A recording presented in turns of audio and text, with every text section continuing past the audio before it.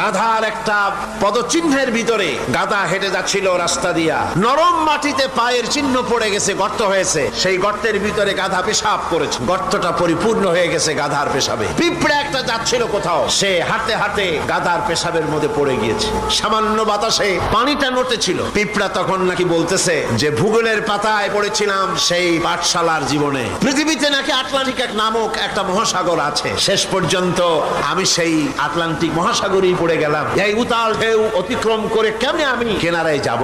কোত্থেকে যেন একটা শুকনা তেঁতুলের পাতা এসে পড়েছে গাধার পেশাবের ভিতরে। পিঁপড়া বহু কষ্ট করে ওই পাতার উপরে উঠে বসেছে, পাতাটি ঢেউয়ের তালে তালে সামনের দিকে এগিয়ে যাচ্ছে। পিঁপড়া এখন খুব দাম্ভিকতার সাথে, অহংকারীর সাথে পিঁপড়া বলছে, ইতিহাসের পাতায় পড়েছিলাম পৃথিবীতে নাকি টাইটানিক নামক বিরাট এক জাহাজের অস্ত্র ছিল, শেষ পর্যন্ত ভাগ্যের জোরে আমি সেই টাইটানিকের নাবিক হয়ে বসলাম।